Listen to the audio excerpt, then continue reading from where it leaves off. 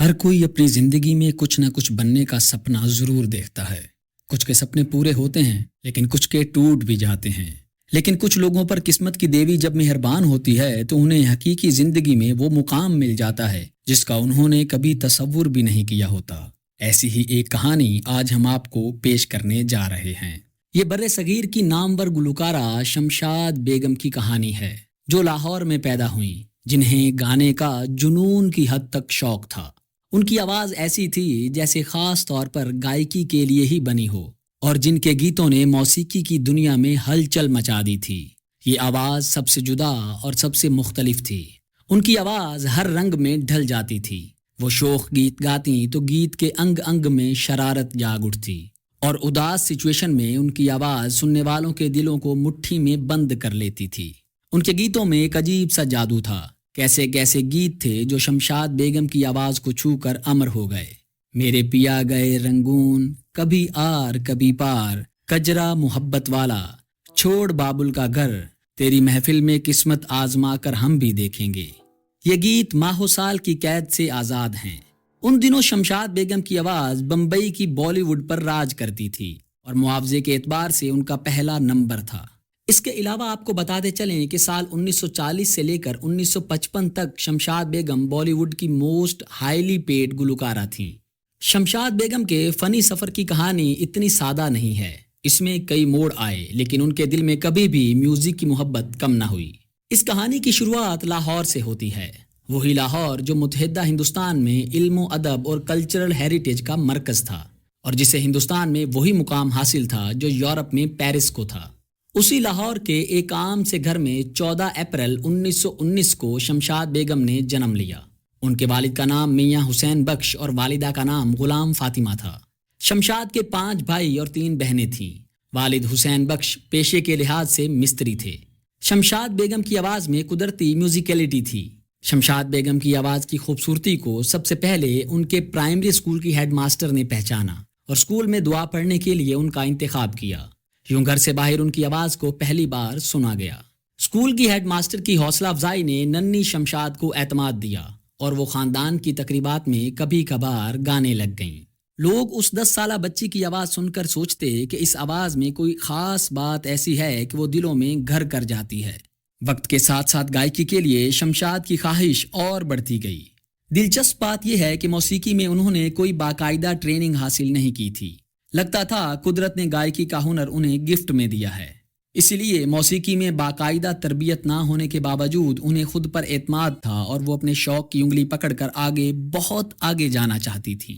اور یقین جانیں کہ وہ اتنا آگے پہنچ گئیں کہ آج 75 یا 80 سال بعد بھی ان کا کوئی نہ کوئی گانا یا اس کا ریمیک آپ نے کبھی نہ کبھی کہیں نہ کہیں ضرور سنا ہوگا۔ لیکن ان کے شوق کے راستے میں ایک رکاوٹ تھی۔ یہ رکاوٹ باہر نہیں، خود ان کے گھر کے اندر تھی۔ ان کے والد اور والدہ شمشاد کے گانے کے سخت خلاف تھے، لیکن اسی گھر میں ایک شخص ایسے تھے جنہیں موسیقی سے دلچسپی تھی، جو شمشاد کی آواز کے پوٹینشل سے آگاہ تھے اور جو انہیں یعنی شمشاد کو آگے بڑھتا دیکھنا چاہتے تھے۔ یہ شمشاد کے چچا عامر تھے، جو مشکل حالات میں بھی شمشاد کو اپریشیٹ کرتے تھے۔ وہ میوزک کے اونچ نیچ سے واقف بھی تھے اور ان کی خواہش تھی کہ وہ شمشاد کی آواز کو بڑی سطح پر متعارف کرائیں۔ اس کے لیے وہ کسی اچھے موقع کی تلاش میں تھے، اور پھر ایک دن یہ موقع فائنلی آ گیا جب پتہ چلا کہ موسیقی کی ایک کمپنی نوجوان سنگرز کے آڈیشن لے رہی ہے۔ یہ سنتے ہی چچا نے شمشاد کو ساتھ لیا اور وہ دونوں میوزک کمپنی کے دفتر جا پہنچے۔ امیدواروں کے آڈیشن اس وقت کے جانے مانے موسیقار ماسٹر غلام حیدر لے رہے تھے۔ ادھر شمشاد تھی جنہوں نے کبھی موسیقی کی باقاعدہ ٹریننگ حاصل نہیں کی تھی۔ اس وقت شمشاد کی عمر صرف 12-13 برس تھی۔ ماسٹر غلام حیدر نے انہیں حیرت سے دیکھا اور پوچھا، کیا سناؤ گی؟ شمشاد نے کانفیڈنس سے جواب دیا، ماسٹر صاحب میں بہادر شاہ ظفر کی غزل پیش کرتی ہوں۔ اس کے ساتھ ہی شمشاد نے بہادر شاہ ظفر کی غزل میرا یار مجھے ملے اگر سنانا شروع کی۔ جوں جوں شمشاد کی آواز کا جادو پھیل رہا تھا، ماسٹر غلام حیدر کی آنکھوں میں حیرت اور ستائش کے رنگ گہرے ہوتے جا رہے تھے۔ غزل کے بعد شمشاد نے کچھ مرثیے سنائے۔ ماسٹر غلام حیدر حیران تھے کہ 12-13 سال کی یہ لڑکی موسیقی کی باقاعدہ تربیت کے بغیر اتنی مہارت سے کیسے گا سکتی ہے۔ ماسٹر غلام حیدر کو دن میں کئی بار نئے شوقیہ فنکاروں کو سننے کا موقع ملتا تھا، لیکن شمشاد کی آواز میں کچھ خاص بات تھی جو سب سے الگ تھی۔ اب گانا ختم ہونے کے بعد شمشاد اور ان کے چچا ماسٹر غلام حیدر کے جواب کے منتظر تھے۔ ماسٹر غلام حیدر نے کچھ دیر پاز لیا اور پھر اپنا فیصلہ سنایا۔ یہ ایک حیران کر دینے والا فیصلہ تھا۔ ماسٹر غلام حیدر نے شمشاد کو وہیں کھڑے کھڑے 12 گانوں کا کانٹریکٹ دے دیا تھا۔ کانٹریکٹ کے مطابق شمشاد کو ہر گانے کا معاوضہ 15 روپے اور کانٹریکٹ ختم ہونے پر 5000 روپے ملنے تھے۔ شمشاد اور ان کے چچا کو یقین نہ آیا کہ جو انہوں نے سنا ہے کیا وہ واقعی سچ ہے۔ شمشاد اور ان کے چچا کے وہم و گمان میں بھی نہیں تھا کہ اتنی جلدی اتنی بڑی کامیابی ان کے قدم چومے گی۔ لیکن ابھی اصل چیلنج باقی تھا اور وہ شمشاد کے ماں باپ کی اجازت لینا تھا کہ وہ گا سکے۔ کیا شمشاد کے والد ان کو اجازت دیں گے؟ یہ ذمہ شمشاد کے چچا نے اٹھایا اور آخرکار کافی بحث کے بعد وہ شمشاد کے والد کو راضی کرنے میں کامیاب ہو گئے۔ والد نے شمشاد کو اجازت تو دے دی لیکن اس کے ساتھ کچھ شرائط بھی رکھی۔ پہلی شرط یہ تھی کہ وہ صرف گانا گا سکتی ہیں، وہ فلموں میں کبھی کام نہیں کریں گی۔ دوسری شرط یہ تھی کہ وہ کبھی تصویر نہیں بنوائیں گی۔ تیسری شرط یہ وہ کسی تقریب میں شریک نہیں ہوں گی، اور چوتھی شرط یہ کہ وہ اسٹوڈیو میں گانا گانے کے بعد سیدھا گھر آئیں گی۔ شمشاد نے یہ تمام شرائط ماننے کا وعدہ کیا اور پھر زندگی بھر اپنے وعدے کا پاس کیا۔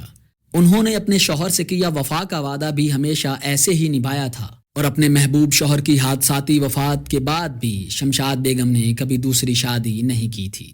شمشاد اس لحاظ سے خوش قسمت تھی کہ فنی سفر کی ابتدا میں ہی انہیں معروف موسیقار ماسٹر غلام حیدر کا ساتھ ملا تھا۔ شمشاد نے بعد میں ایک انٹرویو میں بتایا کہ ماسٹر غلام حیدر کا ان کی زندگی میں کتنا اہم رول تھا۔ وہ صحیح معنوں میں ان کے مینٹور تھے۔ شمشاد کو یاد ہے کہ ماسٹر غلام حیدر نے انہیں نصیحت کی تھی کہ اچھا فنکار بننے کے لیے اچھا انسان بننا ضروری ہے۔ یہ نصیحت شمشاد نے پلے باندھ لی۔ اس بات کی گواہی ان کے ساتھی فنکار دیتے ہیں کہ کس طرح شمشاد نے تمام عمر دوسروں سے محبت اور مہربانی کا سلوک کیا۔ ماسٹر غلام حیدر نے انہیں یہ بھی بتایا تھا کہ سچویشن کے مطابق انہیں اپنے آپ کو ڈھالنا ہوگا، بالکل اسی طرح جیسے پانی جس برتن میں ہو اس کی شکل اختیار کر لیتا ہے۔ یہ نصیحت شمشاد کے بہت کام آئی۔ میوزک کمپنی سے منسلک ہونے کے بعد شمشاد نے باقاعدہ گیت گانے کا آغاز کر دیا۔ ان کا پہلا غیر فلمی گیت جے جگدیش ہری تھا، لیکن میوزک کمپنی نے فیصلہ کیا کہ ریکارڈ پر شمشاد کی بجائے اوما دیوی کا نام لکھا جائے۔ میوزک کمپنی کے لیے شمشاد نے اردو اور پنجابی دونوں زبانوں میں گیت گائے۔ اسی دوران انہیں آل انڈیا ریڈیو دہلی سے گانے کی آفر ہوئی۔ اس زمانے میں کسی فنکار کے لیے ریڈیو کی ملازمت کی بڑی اہمیت تھی۔ ریڈیو کی ملازمت کے لیے فنکار عمر بھر خواب دیکھا کرتے تھے، لیکن شمشاد کو اتنی کم عمری میں ہی آل انڈیا ریڈیو دہلی سے ملازمت کی آفر مل گئی تھی۔ سب اس کی خوش قسمتی پر رشک کر رہے تھے، لیکن قدرت کو کچھ اور ہی منظور تھا۔ قسمت کی ستم ظریفی دیکھیے، ادھر آل انڈیا ریڈیو دہلی سے ان کی ملازمت کا لیٹر آیا، ادھر شمشاد کی طبیعت خراب ہو گئی۔ یوں وہ خواہش کے باوجود دہلی نہ جا سکی، لیکن کچھ ہی عرصہ بعد 1934 میں پشاور میں شمشاد کو گانے کی پیشکش ہوئی۔ لاہور سے پشاور جانا بھی ان کے لیے آسان نہ تھا۔ اس کی بڑی وجہ معاشرتی پابندیاں تھیں۔ آخر یہ فیصلہ ہوا کہ ان کا بڑا بھائی شمشاد کے ہمراہ پشاور جایا کرے گا اور واپسی پر انہیں اپنے ہمراہ پشاور سے لاہور لائے گا۔ شمشاد کو بتایا گیا تھا کہ ان کے لیے بہتر ہوگا کہ وہ برقع پہن کر پشاور آئیں۔ یوں ان دنوں میں شمشاد برقع پہن کے گیت گاتی تھی۔ پشاور ریڈیو پر شمشاد نے بے شمار گیت گائے، لیکن بدقسمتی سے ان کا کوئی ریکارڈ نہیں، کیونکہ اس وقت گانے براہ راست یعنی کہ لائیو گائے جاتے تھے۔ ان دنوں کا ایک گیت ایک بار پھر کہو ذرا تھا۔ ریڈیو کے سننے والوں کی فرمائش پر شمشاد بیگم کو یہ گیت کئی بار گانا پڑا۔ گجندر کھنہ کو ایک انٹرویو میں شمشاد نے بتایا کہ پشاور میں وہاں کے لذیذ کھانے، خاص طور پر نان اور چپلی کباب انہیں بہت پسند تھے۔ 1934 کا سال شمشاد کی زندگی کا اہم سال تھا۔ اس سال انہوں نے آل انڈیا ریڈیو پشاور میں گانے کا آغاز کیا، اور اسی سال شمشاد بیگم نے اپنی زندگی کا اہم ترین فیصلہ کیا۔ یہ فیصلہ ان کی شادی کا تھا۔ شمشاد کی عمر اس وقت صرف 15 برس تھی۔ ایک روز جب انہوں نے اعلان کیا کہ وہ ایک ہندو وکیل گنپت لال بٹو سے شادی کریں گی تو شمشاد کے گھر والے سناٹے میں آ گئے۔ اس کی ایک وجہ دونوں کی عمروں کا فرق تھا اور دوسری وجہ دونوں کے مذاہب کا الگ ہونا تھا۔ شمشاد مسلمان تھی اور ان کا ہونے والا شوہر گنپت لال بٹو ہندو تھا۔ خاندان پر کی مخالفت کے باوجود انہوں نے اپنی مرضی کی شادی کی۔ جب لاہور سے آل انڈیا ریڈیو کی براڈ کاسٹ کا آغاز ہوا تو شمشاد کے لیے آسانی ہو گئی، کیونکہ ان کا گھر بھی لاہور میں ہی تھا۔ شمشاد کا معمول تھا کہ وہ صبح ریڈیو جاتی، جہاں گانے کی ریہرسل ہوتی تھی۔ گانوں کی ریکارڈنگ شام 6 بجے کے بعد ہوتی۔ اپنے ایک انٹرویو میں شمشاد ان دنوں کو یاد کرتی ہیں کہ کیسے ہر گیت کی 4-5 بار ریہرسل کرائی جاتی تھی۔ اس زمانے میں ریکارڈنگ کے جدید آلات نہیں تھے۔ ایسے میں پہلے کمپوزرز اور پھر میوزیشنز کے ساتھ کوارڈینیشن آسان کام نہیں تھا۔ ریہرسل کے بعد ریکارڈنگ ایک مختلف اسٹوڈیو میں ہوتی۔ چونکہ وہ جینوفون میوزک کمپنی کی ملازم تھیں، اس لیے بعض اوقات ان کے گائے ہوئے گانے پر انہیں کریڈٹ نہیں ملتا، لیکن بعد میں یہ مسئلہ اس طرح حل ہو گیا کہ معروف HMV کمپنی نے جینوفون کو خرید لیا۔ فلموں میں شمشاد کے گیتوں کی شروعات 2 پنجابی فلموں یملا جٹ اور گوانڈی سے ہوئی۔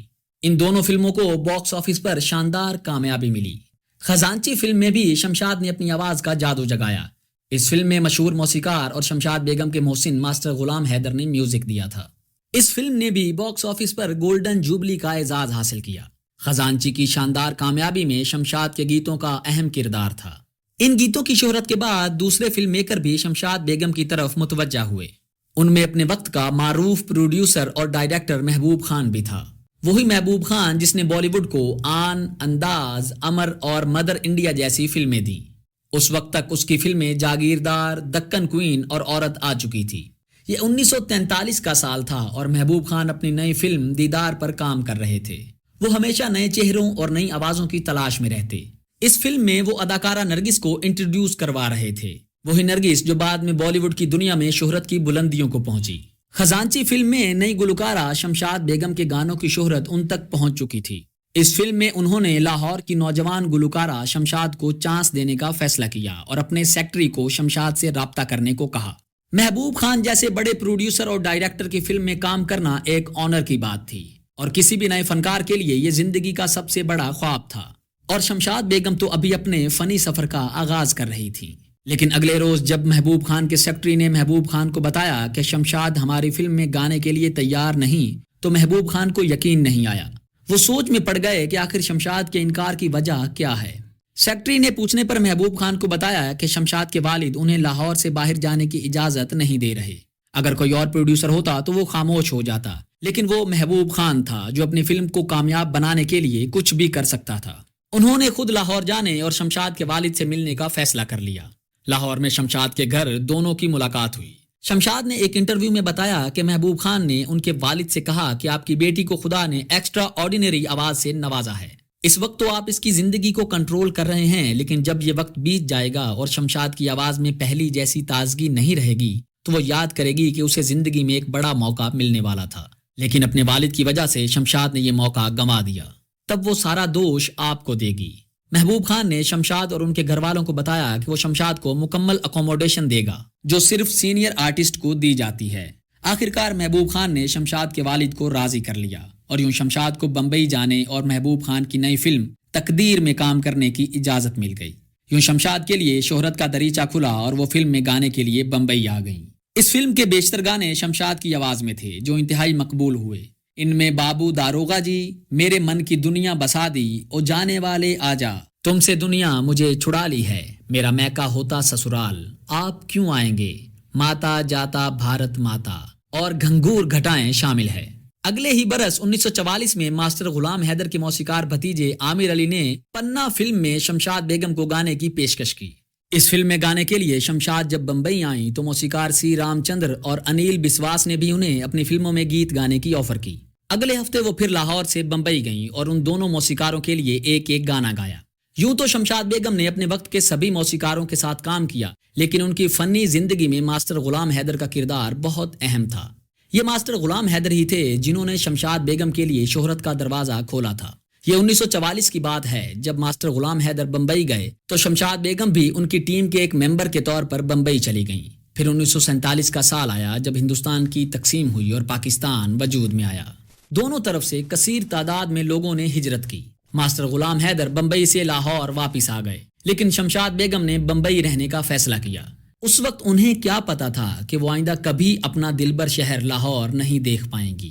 محبوب خان کی فلم تقدیر کے بعد شمشاد کو متعدد فلموں میں گانے کا موقع ملا، جن میں سسی پنو، رنگین زمانہ، دل کی دنیا، ماں کا پیار، سرکار، جل پری اور جیون نوکا، شیریں فرہاد، روپ ریکھا، پگلی اور شاہجہاں شامل ہیں۔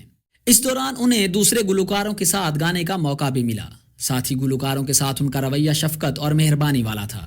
کہتے ہیں کہ ایک بار نوشاد کی موسیقی میں شمشاد اور طلعت نے ایک ساتھ گانا تھا۔ اس وقت تک طلعت نے کچھ گانے گائے تھے، لیکن ابھی تک وہ شہرت کی بلندیوں پر نہیں پہنچے تھے، جبکہ نوشاد اور شمشاد پہلے ہی فلمی دنیا کے سٹار بن چکے تھے۔ طلعت ان دونوں کی موجودگی میں نروس ہو رہے تھے اور ریکارڈنگ میں تاخیر ہو رہی تھی۔ نوشاد ریکارڈنگ میں تاخیر سے جھنجھلائے ہوئے تھے۔ شمشاد نے صورتحال کو بھانپ لیا۔ انہوں نے نوشاد سے کہا کہ طلعت کی آواز بہت اچھی ہے لیکن وہ نروس ہو رہے ہیں، آپ ریکارڈنگ روم میں جا کر ان کی تعریف کریں اور انہیں اعتماد دیں۔ نوشاد نے ایسا ہی کیا اور گیت کامیابی سے ریکارڈ ہو گیا۔ اس گانے کے بول تھے، ملتے ہی آنکھیں ہو گیا دیوانہ کسی کا۔ یہ گانا کافی وقت گزرنے کے بعد بھی آج تک تر و تازہ ہے۔ شمشاد ہر نئے دن کے ساتھ کامیابی اور شہرت کی منزلیں طے کر رہی تھیں کہ ایک دن اچانک سب کچھ بدل گیا۔ یہ 1955 کا سال تھا جب ایک دن خبر ملی کہ شمشاد کے خامند گنپت لال بٹو ٹریفک کے ایک حادثے میں جان کی بازی ہار گئے ہیں۔ شمشاد کے لیے زندگی اندھیر ہو گئی۔ انہوں نے اپنے سارے خاندان کی مخالفت مول لے کر گنپت سے محبت کی شادی کی تھی۔ دونوں 11 سال ہنسی خوشی اکٹھے رہے تھے۔ دونوں کی ایک بیٹی اوشا تھی۔ گنپت شمشاد کی زندگی کے ہمراز اور ہم سفر تھے۔ گنپت کے یوں اچانک بچھڑ جانے سے اب شمشاد کو زندگی میں کوئی دلچسپی نہ رہی تھی۔ انہوں نے لوگوں سے ملنا جلنا بند کر دیا اور گھر میں بند ہو کر رہ گئیں۔ ان کا اب گانے کو جی نہیں چاہتا تھا۔ تنہائی کا یہ عرصہ 2 سال پر محیط تھا۔ خوبصورت گیت گانے والی شمشاد یکلخت خاموش ہو گئیں۔ تب معروف پروڈیوسر اور ڈائریکٹر محبوب خان نے ایک بار پھر شمشاد بیگم کی فنی زندگی میں اہم کردار ادا کیا۔ یاد رہے کہ یہ وہی محبوب خان تھے جنہوں نے شمشاد بیگم کے والد کو بڑی مشکل سے راضی کیا تھا کہ شمشاد بمبئی جا کر اس کی فلم تقدیر کے لیے گیت گائے گی۔ یہ شمشاد کی فنی زندگی میں ایک اہم موڑ تھا جس نے ان کے لیے کامیابی کے دروازے کھول دیے تھے۔ اب ایک بار پھر شمشاد کو اس تنہائی کے حصار سے نکالنا تھا جس میں انہوں نے خود کو بند کر دیا تھا۔ محبوب خان ان دنوں اپنی مشہور زمانہ فلم مدر انڈیا بنا رہے تھے۔ محبوب خان نے شمشاد کو اپنی فلم میں گانے کی پیشکش کی۔ شمشاد کو تنہائی کے حصار سے نکالنا آسان نہیں تھا۔ انہوں نے گائیکی سے کنارہ کشی اختیار کر لی تھی، لیکن محبوب خان ہار ماننے والے نہیں تھے۔ آخرکار محبوب خان نے شمشاد بیگم کو دوبارہ فلمی دنیا میں آنے پر راضی کر لیا اور یوں شمشاد محبوب خان کی فلم مدر انڈیا میں گیت گا کر ایک بار پھر فلمی دنیا میں واپس آ گئیں۔ مدر انڈیا 1957 میں ریلیز ہوئی اور اس فلم نے باکس آفس پر کامیابیوں کے نئے ریکارڈ قائم کیے۔ اس فلم میں شمشاد نے کئی گیت گائے جن میں ہولی آئی رے، دکھ بھرے دن، پی کے گھر آج پیاری دلہنیاں چلی، او گاڑی والے گاڑی دھیرے ہانک کے شامل ہیں۔ یوں 1957 میں شمشاد کی گائیکی کا دوسرا دور شروع ہوا جو 70 کی دہائی تک کامیابی سے جاری رہا۔ شمشاد نے اپنی نئی زندگی میں اپنے وقت کے تمام اہم موسیقاروں کے ساتھ کام کیا۔ شمشاد کی زندگی میں غلام حیدر، غلام محمد اور پنڈت گووند رام کا اہم کردار تھا جنہوں نے ان کے لیے خوبصورت دھنیں بنائیں جن کے نتیجے میں بہت سے سدا بہار گانے پروڈیوس ہوئے۔ یاد رہے شمشاد کو فلمی دنیا میں متعارف کرانے کا سہرا ماسٹر غلام حیدر پر ہے جن کی مدھر دھنوں میں شمشاد نے خزانچی فلم میں گیت گائے اور فلمی دنیا کو اپنی طرف اٹریکٹ کیا۔ شمشاد کے فنی سفر کو بلندیوں سے ہمکنار کرنے میں 3 اور موسیقاروں کا بھی اہم کردار ہے۔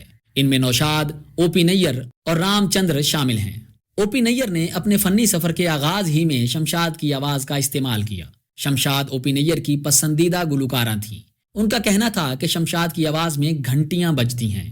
او پی نیر اور شمشاد میں قدر مشترک یہ تھی کہ دونوں نے موسیقی کی باضابطہ تربیت حاصل نہیں کی تھی۔ یہی وجہ ہے کہ او پی نیر نے میوزک میں نت نئے تجربے کیے۔ او پی نیر کی موسیقی میں شمشاد کے چند گیت بہت مشہور ہوئے۔ ان میں کبھی یار کبھی پار، اب تو جی ہونے لگا، کہیں پہ نگاہیں کہیں پہ نشانہ، بچ کے بالم کہاں جاؤ گے، محبت سے تجھے انکار، میری نیندوں میں تم، چنا جور بابو گرم میلایا، ریشمی شلوار کرتا جالی کا، کجرا محبت والا وغیرہ شامل ہیں۔ یہ او پی نیر کا ابتدائی دور تھا جس میں انہوں نے شمشاد بیگم، گیتا دت اور محمد رفیع کی آواز کا استعمال کیا تھا۔ اس زمانے کے ایک اور معروف موسیقار رام چندر کی موسیقی میں بھی شمشاد نے سدا بہار گانے گائے۔ رام چندر نے شمشاد کی شوخ و شنگ آواز کو مد نظر رکھتے ہوئے غیر روایتی دھنیں بنائیں۔ شمشاد نے رام چندر کی موسیقی میں 600 کے قریب گیت گائے۔ ان میں آنا میری جان، سنڈے کے سنڈے، میرے پیا گئے رنگون جیسے معروف گیت شامل ہیں۔ او پی نیر، سی رام چندر کے علاوہ شمشاد نے موسیقار نوشاد کی موسیقی میں متعدد لازوال گیت گائے جن میں ہمدرد کا فسانہ، دنیا کو سنائیں گے، چھایا میری امید کی دنیا میں اندھیرا، چاندنی آئی بن کے پیار او ساجنا، آگ لگی تن میں دل کو پڑا تھامنا، تیری محفل میں قسمت آزما کر ہم بھی دیکھیں گے شامل ہیں۔ ان گیتوں کی مقبولیت نے نوشاد کو بھی شہرت کی بلندیوں پر پہنچا دیا تھا۔ نوشاد نے اس بات کا برملا اعتراف کیا کہ اس کی مقبولیت میں شمشاد کا اہم کردار ہے کیونکہ ان کے مشہور ہونے سے پہلے شمشاد شہرت کی بلندیوں پر پہنچ چکی تھی۔ شمشاد بیگم نے اپنی فنی زندگی میں 6000 کے لگ بھگ فلمی گیت گائے، شہرت کی بلندیوں کا سفر کیا، گانے کا سب سے زیادہ معاوضہ وصول کیا، لیکن کہتے ہیں نا وقت کبھی ایک سا نہیں رہتا۔ 60 کی دہائی کے آخر میں شمشاد کی شہرت کا آفتاب ڈھلنے لگا۔ انہوں نے آخری گیت 1971 میں گایا اور پھر فلمی دنیا کو خیر بات کہہ دیا، اور اس طرح گوشہ گیر ہوئی کہ کسی کو خبر نہ ہوئی کہ وہ کہاں چلی گئی ہیں۔ انہوں نے اپنی زندگی کے آخری ماہ و سال اپنی بیٹی اوشا اور اپنے داماد کے ہمراہ گزارے۔ پھر 2013 میں ایک روز خبر ملی کہ فلمی دنیا پر راج کرنے والی شمشاد بیگم طویل علالت کے بعد ممبئی میں اپنی رہائش گاہ میں ہی خدا کو جا ملی ہیں۔ یہاں ہم آپ کو دلچسپ بات بتاتے ہیں کہ شمشاد جی نے اپنی وفات سے کافی عرصہ پہلے ہی گانا چھوڑ دیا تھا۔ اس کی وجہ میوزک انڈسٹری میں ہونے والی سیاست تھی۔ اسی وجہ سے انہوں نے اپنی بیٹی اوشا کو ہمیشہ گانے سے دور رکھا۔ ان کا کہنا تھا کہ اگر ان کی بیٹی اوشا نے گانا سیکھ لیا تو یقیناً وہ بھی میوزک انڈسٹری میں جا پہنچے گی، جو کہ شمشاد بیگم اوشا کے لیے نہیں چاہتی تھی۔ اس کے علاوہ انڈیا کے براڈ کاسٹنگ منسٹر کا یہ کہنا تھا کہ شمشاد جی کام سے بچھڑنا ایک بہت ہی دکھ بھری بات ہے، کیونکہ وہ کئی آنے والے نئی موسیقاروں کے لیے مشعل راہ تھیں۔ 2013 کے بعد برصغیر پاک و ہند کی شیریں آواز خاموش ہو گئی۔ شمشاد اکثر اپنی زندگی کے آخری دنوں میں اپنی بیٹی اوشا سے کہا کرتی تھی کہ تم دیکھنا میں مرنے کے بعد بھی اپنے گیتوں میں زندہ رہوں گی۔ وہ سچ ہی کہتی تھیں۔ یہ حقیقت ہے کہ سچے فن کی زندگی امر ہوتی ہے، اس میں ماضی کا صیغہ نہیں ہوتا۔